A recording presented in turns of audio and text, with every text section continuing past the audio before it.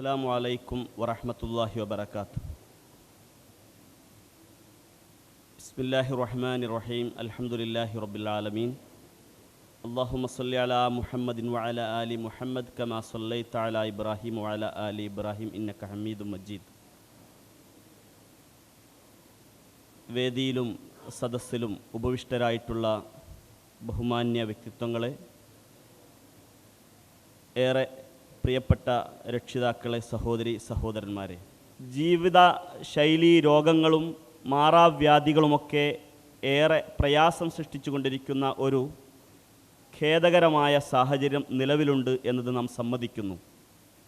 ആരോഗ്യരംഗത്തും വൈജ്ഞാനിക രംഗത്തുമൊക്കെ ലോക നിലവാരത്തിലാണെന്ന് നാം അവകാശപ്പെടുമ്പോൾ പോലും ശരിയാം വണ്ണം ആരോഗ്യത്തോടുകൂടെ ജീവിതം ആസ്വദിക്കുവാനുള്ള ഭാഗ്യം ലഭിക്കാതെയാണ് മലയാളികൾ ഏറിയ പങ്കും ജീവിച്ചുകൊണ്ടിരിക്കുന്നത് എന്നതാണ് സത്യം. ഈ ഒരു പശ്ചാത്തലത്തിലാണ് സുഖജീവിതം, സ്വാഭാവിക മരണം ഇവ അസാധ്യമോ എന്ന ഒരു ചർച്ച ഇവിടെ പ്രസക്തമാകുന്നത്. ഇവിടെ അതുമായി ബന്ധപ്പെട്ട വിഷ്വൽ പ്രസൻറ്റേഷനും ഈ വിഷയത്തിലെ ഏറ്റവും സുപ്രധാനമായ ബഹുമാന്യരായ പണ്ഡിതന്മാരുടെ, വിചക്ഷണരുടെ അഭിപ്രായങ്ങളും നമുക്ക് കാതോർത്തിരിക്കാം. ഇവിടെ ഉദ്ദേശിക്കപ്പെട്ടിട്ടുള്ളത് ഫലപ്രദമായ, വളരെ ആധികാരികമായ ഒരു ഡയലോഗാണ്. ആധുനിക വൈദ്യശാസ്ത്രം നിർണായകമായ ഒട്ടേറെ മേഖലകളിൽ ശ്രദ്ധേയമായ വിജയം നേടിയിട്ടുണ്ട് എന്ന കാര്യത്തിൽ യാതൊരു സംശയവുമില്ല. 40,000 രൂപ ഈടാക്കുന്ന ഒരു കീമോ ഡോസ് തീർത്തും അന്യായമായിട്ട് 5,000-ഓളം രൂപ വിലയുള്ള ഒരു കീമോ ഡോസ് 40,000 രൂപ വസൂലാക്കിയിട്ടായിരുന്നു കേരളത്തിലെ ഓങ്കോളജിസ്റ്റുകൾ രോഗികൾക്ക് കുത്തിവെച്ചിരുന്നത്. എന്ന് പറഞ്ഞാൽ 35,000-ൻ്റെ ചൂഷണം ഓരോ കീമോ ഡോസ് മരുന്നിന്മേലും. ഈ അവസ്ഥ മാറ്റിയെടുക്കാൻ വേണ്ടി കേരളത്തിലെ മനുഷ്യപ്പറ്റുള്ള ഒരു ഡോക്ടറും ഒരു സംഗീതജ്ഞനും ചേർന്ന് ശ്രമം നടത്തിയപ്പോൾ ആ ശ്രമത്തെ തകർത്ത് തരിപ്പണമാക്കുകയാണ് ഇവിടുത്തെ IMA എന്ന സംഘടന ചെയ്തതെന്നാണ് ഞാൻ മനസ്സിലാക്കിയിട്ടുള്ളത്. ഇതൊരു അപജയത്തിൻ്റെ മേഖലയാണ് ഞാൻ പറഞ്ഞത്. അപ്പോൾ മനുഷ്യരെ രക്ഷിക്കുന്നതിന് വേണ്ടി പ്രതിജ്ഞാബദ്ധമായ ഹിപ്പോക്രാറ്റസിൻ്റെ പേരിൽ പ്രതിജ്ഞയെടുത്തിട്ടുള്ള ആളുകൾ ചൂഷണത്തിൻ്റെ ഏറ്റവും വലിയ വശം. ഞാൻ മറ്റൊരു ഉദാഹരണം പറയുകയാണ്. മറ്റൊരു ഉദാഹരണം, ഇപ്പോൾ ഞാനൊരു പെയിൻ ക്ലിനിക്കുമായിട്ട് ബന്ധപ്പെട്ട് പ്രവർത്തിക്കുന്ന ആളാണ്. അവിടെ മൊത്ത വിലക്കെങ്കിലും കിഡ്നി രോഗികൾക്ക് ഡയാലിസിസിനുള്ള ഉപകരണങ്ങൾ കൊടുക്കണമെന്ന് തീരുമാനിച്ചു. അപ്പോഴുള്ള ഒരു അനുഭവം, 8 രൂപ വിലയുള്ള ഒരു ട്യൂബുണ്ട്, കേവലം 8 രൂപ വിലയുള്ള ആ ട്യൂബിൻ്റെ MRP 88 രൂപയാണ്. 8 രൂപയാണ് അതിൻ്റെ യഥാർത്ഥ വില. പക്ഷേ MRP 88 രൂപയാണ്. എല്ലാ ആശുപത്രികളും രോഗികളോട് ചാർജ് ചെയ്യുന്നത് ഈ 88 രൂപയാണ്. ഒരു ആശുപത്രി മാനേജറുമായിട്ട് ഞാൻ സംസാരിച്ചു. അദ്ദേഹം പറഞ്ഞു, MRP അങ്ങനെ ആയതുകൊണ്ടല്ലേ ഞങ്ങൾ വാങ്ങുന്നത്. MRP എന്താണെങ്കിലും കൊള്ളലാഭം എടുക്കാതിരിക്കാനുള്ള ഒരു മാനവിക പ്രതിബദ്ധത കാണിക്കേണ്ടതില്ലേ എന്ന് ഞാൻ സംശയിക്കുക. ഞാൻ ഈ വക വിഷയങ്ങൾ കൂടുതൽ നീട്ടിക്കൊണ്ടുപോകുന്നില്ല. അപ്പോൾ ഞാൻ പറയുന്നത്, വൈദ്യശാസ്ത്രവും എൻജിനീയറിങ്ങും അതുപോലെ രാഷ്ട്രീയവും ഒക്കെ തന്നെ പ്രകൃതി സൗഹൃദമുള്ളതും മനുഷ്യ സൗഹൃദമുള്ളതുമാവുക എന്നത് ഈ കാലഘട്ടത്തിൻ്റെ അനിവാര്യതയാണ്. മാനവരാശിയുടെയും ജൈവമണ്ഡലത്തിൻ്റെയും നിലനിൽപ്പിന് ഒഴിച്ചുകൂടാത്ത കാര്യമാണ് എന്നത് ഞാൻ ഊന്നി പറയുന്നു. പിന്നെ ഞാൻ ഇവിടെ നടക്കുന്ന ചർച്ചയ്ക്ക് എൻ്റേതായ ഒരു മുൻവിധി ഉണ്ടാകണമെന്ന് ഞാൻ ഇഷ്ടപ്പെടുന്നില്ല. അതുകൊണ്ട് പ്രജുഡ്യൂസ് ഉണ്ടാവാതിരിക്കാൻ വേണ്ടിയിട്ട് ഞാൻ കഴിയുന്നതും വളരെ ചുരുക്കി മാത്രം സംസാരിക്കുകയും പിന്നീട് വേണമെങ്കിൽ ഒരു മോഡറേറ്റർ എന്ന നിലയ്ക്ക് അവസാനം ലഭിക്കുന്ന അവസരത്തിൽ വല്ലതും പറയാൻ വേണ്ടി തീരുമാനിച്ച് മാറി നിൽക്കാനാണ് ഞാൻ ഉദ്ദേശിക്കുന്നത്. ഒരു കാര്യം ഞാൻ വ്യക്തമായി പറയുകയാണ്. ഈ ശമനം എന്ന പ്രക്രിയ ഉണ്ടല്ലോ, ഹീലിംഗ് എന്ന് പറയുന്ന പ്രക്രിയ, ആ പ്രക്രിയ യഥാർത്ഥത്തിൽ ഉള്ളിൽ നിന്ന് വരുന്ന ഒരു കാര്യമാണ്. ദ ഹീലിംഗ് ഫ്രം വിത്തിൻ എന്നൊരു ഗ്രന്ഥമുണ്ട്. ഹീലിംഗ് എന്ന് പറഞ്ഞാൽ മനുഷ്യൻ്റെ അകത്തുനിന്ന് വരുന്ന ഒരു കാര്യമാണ്. പുറത്തു നിന്നുള്ള ഏതെങ്കിലും ഒരു എക്സ്റ്റേണൽ ഏജൻസി സൃഷ്ടിക്കേണ്ട കാര്യമല്ല എന്നാണ് ദ ഹീലിംഗ് ഫ്രം വിത്തിൻ എന്ന പുസ്തകത്തിൽ സമർത്ഥിക്കുന്നത്. അത് അമേരിക്കയിലെ ഹോളിസ്റ്റിക് മെഡിസിൻ്റെ പ്രമുഖ വക്താക്കളായ കാൾ സൈമൻറ്റനും അദ്ദേഹത്തിൻ്റെ ഭാര്യ സ്റ്റെഫാനി സൈമൻറ്റനും എഴുതിയ പുസ്തകമാണ്. അവർ രണ്ടുപേരും ചേർന്ന് എഴുതിയ പുസ്തകമാണ്. അതിൽ പറയാം, അതിൻ്റെ വിശദാംശങ്ങളിലേക്ക് ഞാൻ കടക്കാൻ ഉദ്ദേശിക്കുന്നില്ല. ഒരു കാര്യം മാത്രം ഞാൻ ഊന്നി പറയുകയാണ്. ഈ മലിനീകരണം മുഴുവൻ നിലവിലുള്ള ഈ ഭൂമിയിൽ, ഈ ചൂഷണങ്ങൾ മുഴുവൻ നിലവിലുള്ള ഈ ഭൂമിയിൽ ഒട്ടും ചൂഷണം ചെയ്യപ്പെടാതെ ഓരോ മനുഷ്യനും ആരോഗ്യപരമായ ജീവിതം നയിക്കാനുള്ള സാധ്യത നിലനിൽക്കുന്നുണ്ട്. ആ സാധ്യതയെ സംബന്ധിച്ച് ഈ നാട്ടിലുള്ള ആളുകൾ ബോധവാന്മാരല്ല. ഞാൻ പറയുന്നു, ശുദ്ധജലമേ കുടിക്കൂ, അത് വേണ്ടത്ര കുടിക്കും എന്ന് നമ്മൾ ഓരോരുത്തരും തീരുമാനിച്ചാൽ, ശുദ്ധജലമല്ലാത്ത ഡ്രിങ്ക്സ് എന്തൊക്കെ ഡ്രിങ്ക് ഉണ്ടോ അതൊക്കെയും ഒഴിവാക്കാനുള്ള ഒരു തീരുമാനമെടുത്താൽ എന്തിനാണ് വിഷം കലക്കിയിട്ട് നാം കഴിക്കേണ്ട ആവശ്യം? പടച്ചവൻ നമുക്ക് വേണ്ടി ഒരുക്കി തന്ന സാക്ഷാൽ ശുദ്ധജലം അത് ഉപ്പ് കലക്കിയിട്ടോ പഞ്ചസാര കലക്കിയിട്ടോ രാസവസ്തുക്കൾ കലക്കിയിട്ടോ കുടിക്കേണ്ട ഒരാവശ്യമില്ല. അത് അതിൻ്റേതായ ആ ശുദ്ധമായ രൂപത്തിൽ കുടിച്ചാൽ മതി. അങ്ങനെ ഒരു ദിവസം ധാരാളം പച്ചവെള്ളം കുടിക്കും എന്ന് തീരുമാനിക്കുകയും അതിൽ ഉറച്ചു നിൽക്കുകയും ചെയ്താൽ അയാളെ ചൂഷണം ചെയ്യാൻ ഇവിടുത്തെ വൈദ്യശാസ്ത്രത്തിൻ്റെ ആളുകൾക്ക് കഴിയില്ല. രണ്ടാമതൊന്ന്, ശുദ്ധവായു ഞാൻ വേണ്ടത്ര ശ്വസിക്കുമെന്ന് തീരുമാനിച്ചാൽ, ഇവിടുത്തെ ഭൂരിപക്ഷം ആളുകളും ശുദ്ധവായു ശ്വസിക്കുന്നില്ല, പൂർണ്ണമായ ആളുകൾ ശ്വസിക്കുന്നില്ല. ബഹുഭൂരിപക്ഷം ആളുകളും കിടന്നുറങ്ങുന്നത് അടച്ചുപൂട്ടിയ മുറികളിലാണ്. രണ്ടുപേരെ അടച്ചുപൂട്ടിയ ഒരു മുറിയിൽ കിടന്നുറങ്ങിയാൽ ഏതാനും മണിക്കൂർ കഴിയുമ്പോൾ അവിടുത്തെ അന്തരീക്ഷത്തിൽ കാർബൺ ഡൈ ഓക്സൈഡിൻ്റെ അനുപാതം കൂടും. അങ്ങനെ കാർബൺ ഡൈ ഓക്സൈഡ് കൊണ്ട് ഇവരുടെ ശ്വാസകോശം വീണ്ടും വീണ്ടും മലിനീകൃതമായിക്കൊണ്ടിരിക്കുകയാണ്. ഇതൊക്കെ യൗവനകാലത്ത് കുഴപ്പമുണ്ടാക്കിയില്ല എന്ന് വരാം, പക്ഷെ കുറച്ച് മുന്നോട്ട് പോകുമ്പോൾ ഇതൊക്കെ ചെറിയ പ്രശ്നങ്ങളുണ്ടാക്കും. ആരോഗ്യശാസ്ത്രം അടക്കമുള്ള ശാസ്ത്രശാഖകളും രാഷ്ട്രീയവും അതുപോലെ വികസന സംഹിതകളും ധനതത്വശാസ്ത്രവും ഒക്കെ പ്രകൃതി സൗഹൃദമുള്ളതും മനുഷ്യ സൗഹൃദമുള്ളതുമായ തീരൂ. ഇത് ലോകത്തിൻ്റെ മാനവരാശിയുടെ ഭാവിക്ക് അനിവേഷ്യമായ കാര്യമാണ്. ഈ വിഷയത്തിൽ ക്രിയാത്മകമായ നിർദ്ദേശങ്ങൾ ഇവിടെ പങ്കെടുക്കുന്ന വിദഗ്ധരായ ആളുകളുടെ ഭാഗത്തു നിന്നുണ്ടാകും എന്ന് പ്രതീക്ഷിക്കുന്നു. അവരിൽ നിന്ന് എനിക്ക് കൂടുതൽ അറിവുകൾ നേടാനും കഴിയുമെന്ന് ഞാൻ പ്രത്യാശിക്കുന്നു. റബ്ബി ഇശ്റഹ് ലി സദ്രി വയസ്സിർ ലി അംരി വഹലുൽ ഉഖ്ദതം മിൻ ലിസാനി യഫ്ഖഹു ഖൗലി. അസ്സലാമു അലൈക്കും വറഹ്മത്തുള്ളാഹി. ഒരാരോഗ്യശാസ്ത്രത്തെ സംബന്ധിച്ച ചർച്ച വിശിഷ്യ ഉത്കണ്ഠാകുലമായ ഒരു സദസ്സിൻ്റെ മുമ്പിൽ കേവലം 15 മിനിറ്റ് കൊണ്ട് സംസാരിച്ച് തീർക്കാൻ കഴിയും എന്ന് എനിക്ക് തോന്നുന്നില്ല. ഇത്തരം സങ്കുചിതമായ സമയത്ത് ഇത്രയും അപ്രവിശാലമായ ഒരു കാര്യം അവതരിപ്പിക്കാനും ബുദ്ധിമുട്ടുണ്ട്. എനിക്ക് അനുവദിച്ചത് മോഡറേറ്റർ 15 മിനിറ്റാണ്. എന്നാൽ ആദ്യത്തിൽ കൊടുത്തത് കൂടുതലാണ് കേട്ടോ. എന്നാലും ഈ 15 മിനിറ്റ് നീതിപൂർവമാണോ എന്ന് എനിക്കറിയില്ല. ഈ 15 മിനിറ്റ് എൻ്റെ ചികിത്സ കൊണ്ട് പൂർണ്ണമായി മരുന്നുകൾ ഉപേക്ഷിച്ച് പൂർണ്ണാരോഗ്യത്തോടുകൂടി ജീവിക്കുന്ന എൻ്റെ പേഷ്യൻസ് എന്ന് പറയാൻ വയ്യ, ആളുകൾ ഈ സദസ്സിലുണ്ട്, അവർക്ക് ഞാൻ വിധിച്ചു കൊടുക്കുകയാണ്.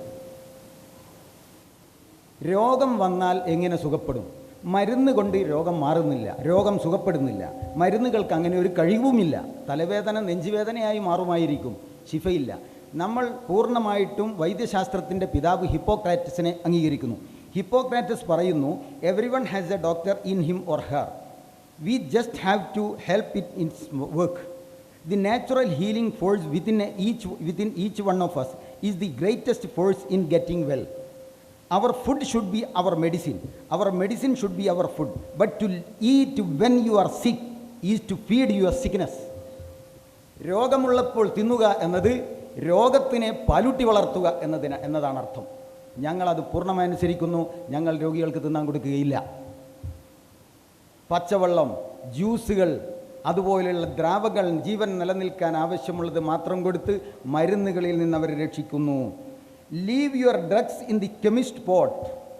നിങ്ങളുടെ മരുന്നുകൾ കെമിസ്റ്റിൻ്റെ പോട്ടിൽ നിങ്ങൾക്ക് വലിച്ചെറിയാം. If you can cure the patient with food. ഭക്ഷണം ചേഞ്ച് ചെയ്തുകൊണ്ട് രോഗം സുഖപ്പെടുത്താൻ സാധിക്കുമെങ്കിൽ അതാണ് ചെയ്യേണ്ടത് എന്നും ഹിപ്പോക്രാറ്റസ് പറയുന്നു.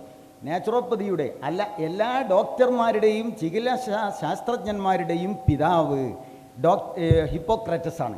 ഈ ഹിപ്പോക്രാറ്റസിനെ 100% അംഗീകരിക്കുന്നവരാണ് പ്രകൃതി ചികിത്സകർ. ഇനി ലോകത്തിലെ പ്രശസ്തരായ ചിന്തകന്മാരും ആരോഗ്യശാസ്ത്രജ്ഞന്മാരുണ്ട്. റേ ഡി സ്ട്രാൻഡ് MD എഴുതിയ ബെസ്റ്റ് സെല്ലർ പുസ്തകമാണിത്. Death by prescription.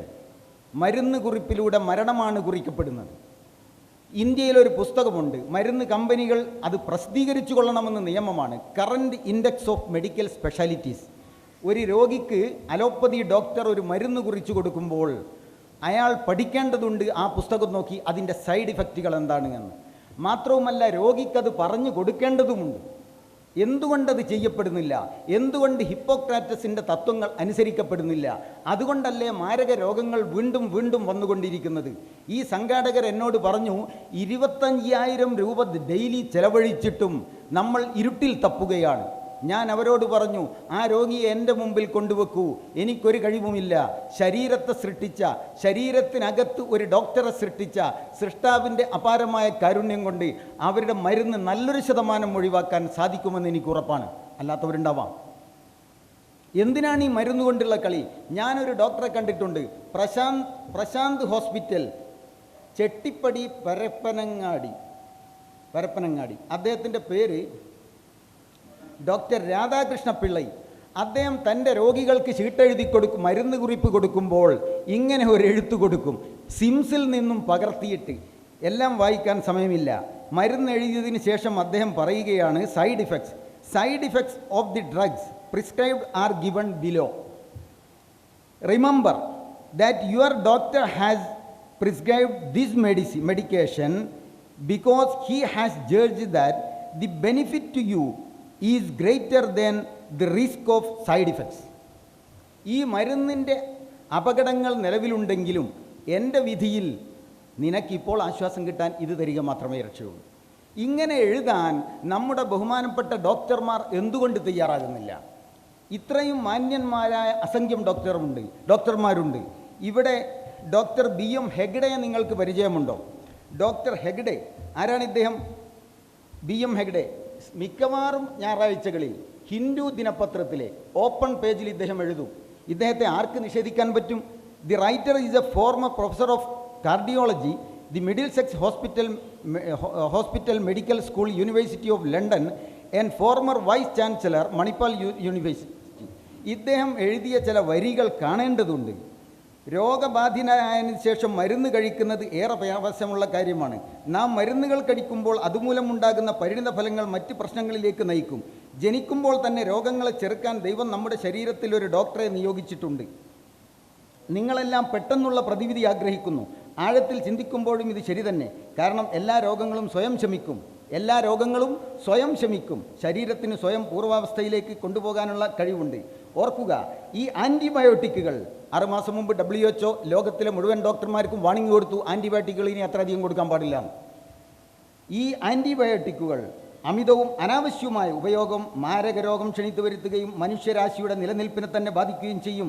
ചെറിയ രോഗങ്ങൾ തള്ളിക്കളയുക മാത്രമല്ല, ഇത് അവ വൈറസിനെ മാത്രമല്ല നശിപ്പിക്കുക, പകരം വൈറസുകളെ നശിപ്പിക്കാനുള്ള നമ്മുടെ ശരീരത്തിൻ്റെ പ്രതിരോധ ശേഷിയെ തടയുകയും ചെയ്യും. എങ്ങനെയാണ് ഒരു ദൈവവിശ്വാസി ഇത്രയും മാരകമായ മരുന്നുകൾ ആളുകൾക്ക് കൊടുക്കുക? 21ാം നൂറ്റാണ്ടിലെ ഏറ്റവും വലിയ കള്ളം ഓരോ രോഗത്തിനും ഓരോ ഗുളികകളുണ്ടെന്നാണ്. എല്ലാ രോഗങ്ങൾക്കും മരുന്നുകളില്ല. എന്നാൽ ഓരോ മരുന്നും കഴിക്കുന്നതിലൂടെ ഈ രോഗങ്ങൾ വന്നു ഭവിക്കുകയാണ് ചെയ്യുന്നത്. ഞാനല്ല പറയുന്നത്, ഡോക്ടർ BM ഹെഗ്ഡെ. ഇതുപോലെ മരുന്നിൻ്റെ അപകടങ്ങൾ ഡോക്ടർ B ഇക്ബാൽ നമ്മുടെ നാട്ടിലുള്ള ആളാണ്. ഡോക്ടർ B ഇക്ബാൽ പറയുന്നത് എന്താണ്?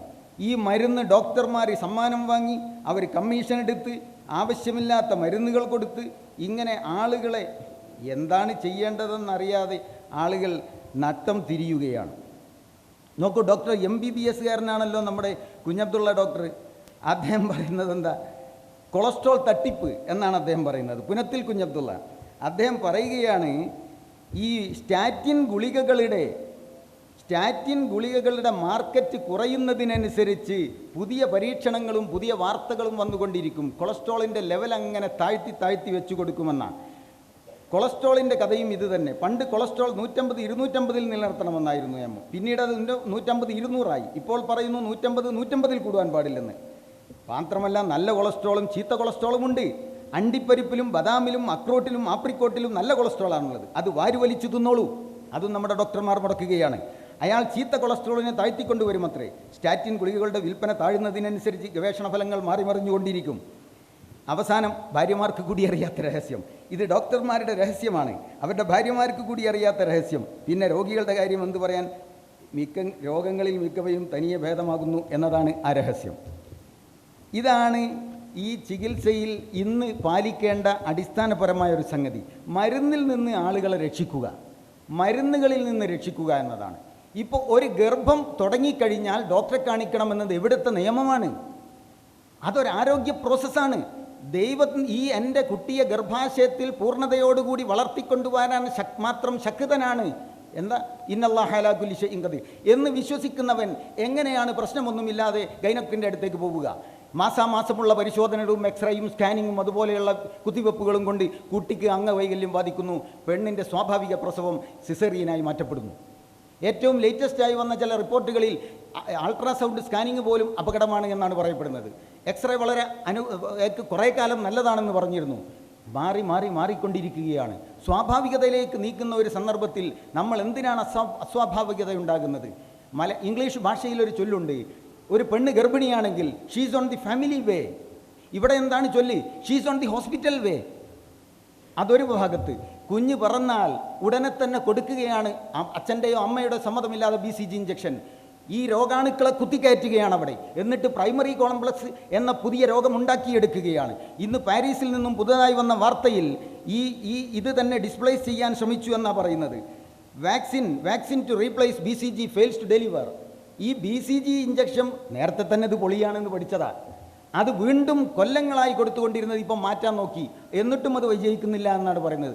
അതും കഴിഞ്ഞൊരു കുഞ്ഞിനെ അങ്ങാടിയിലൂടെ ബസ് സ്റ്റാൻഡിലൂടെ ചുമലിലിട്ട് നടക്കാൻ നൊന്ത് പറ്റ അമ്മയ്ക്ക് സാധിക്കാത്ത വിധം ഫറോവമാരുടെ പിടുത്തത്തിലാണ് ഇവിടുത്തെ കുഞ്ഞുങ്ങളുള്ളത്. ഫറോവ ആൺകുട്ടികളെ കൊന്നിട്ടുള്ളൂ, ഇവർ സർവ്വ കുട്ടികളെയും നരക യമപുരിയിലേക്ക് അയക്കുകയാണ് ഇവർ. പിന്നിലൂടെ പോളിയോ തുള്ളിമരുന്ന്. പാശ്ചാത്യ നാടുകളിൽ ഒരിടത്തും പോളിയോ തുള്ളി മരുന്ന് കൊടുക്കുന്നില്ല, ഓറൽ പോളിയോ തുള്ളി മരുന്ന് കൊടുക്കുന്നില്ല, ഇഞ്ചക്റ്റബിളാണ് കൊടുക്കേണ്ടത്.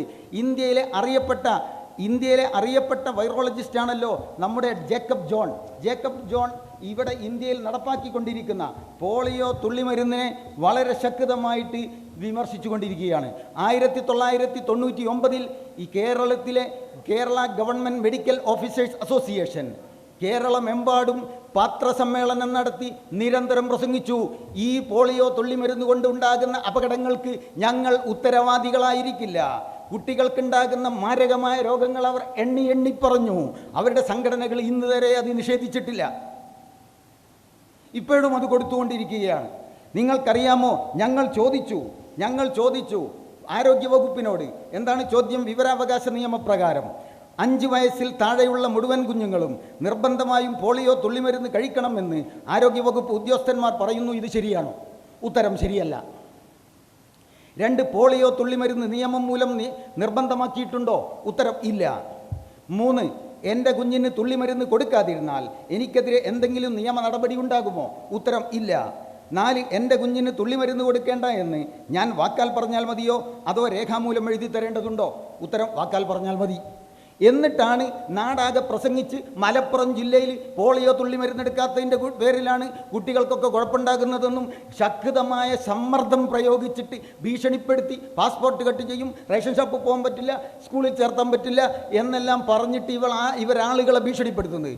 പൗരാവകാശം എന്ന ഒരു മൗലികാവകാശം ഇന്ത്യൻ പൗരനെ നിഷേധിച്ചുകൊണ്ട് ആളുകളുടെ വീട്ടിൽ അനുവാദമില്ലാതെ കയറി മരുന്ന് കുത്തിക്കയറ്റാൻ ഇവന്മാർക്ക് ആരാണ് അനുവാദം കൊടുത്തത്? മറുപടി പറയേണ്ടതുണ്ട്.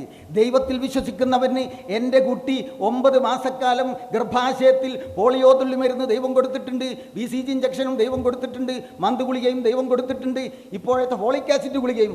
500 കുട്ടികൾ ഒരു സ്കൂളിൽ ബോധം കെട്ട് വീണിട്ടും ഈ നാട്ടിൽ ഒരു മനുഷ്യൻ പോലും നട്ടലോടുകൂടി എഴുന്നേറ്റ് നിന്നിട്ട് ആരാണടാ ഇത് കൊടുത്തത് എന്ന് ചോദിക്കാനില്ലാതെ പോയ നാട്ടിലാണ് നമ്മൾ ജീവിക്കുന്നത്. എന്താണ് ഇവിടുത്തെ സംസ്കാരം? എന്താണ് ഇവിടുത്തെ സാക്ഷരത? കോയമ്പത്തൂരിൽ നിന്ന് റിച്ചാർഡും ഫാമിലി ഇവിടെ വന്നിട്ടുണ്ട്. എന്തായിരുന്നു എന്ന് എനിക്ക് അനുവദിച്ചതിൽ ഒരൊറ്റ മിനിറ്റ് കൊണ്ട് റിച്ചാർഡ് സംസാരിക്കണം. Come on. I am from Coimbatore. By 2001 I was affected by diabetes, and then I got the contact with Dr. Abdul Karim, and then he gave me a treatment for 15 days. When I went back home after 15 days, my wife was so surprised to see me that I was back to my age of 10 years. That means if I am like 40 years by that time, she thought that I am only 30 years. Not only my diabetes have gone, but I have come back in my age also, in my health, in my vitality, and all the actions which I do every day. And as doctor was telling, there was no food which was given to me during this treatment except fruit juices and some extracts from the vegetables and leaves. And 4 years of our marriage, my wife and I have some difficulty during this. And once she got pregnant, and then after 2 months, she had a miscarriage. And the doctors mentioned that it is because the baby was not formed well and it was formed in the sac. So immediately I decided to come to the doctor's place and take the treatment. And wonderfully we have been delivered, and then we got a wonderful baby. And this is my baby who is standing here, and this is my sweet wife also. As I was blessed with my good parents, I was blessed with my wonderful wife and this beautiful daughter. Also, No vaccination. we have not put any vaccination. Also, during the pregnancy, we haven't gone to any scanning or any iron folic acids, and only we have taken best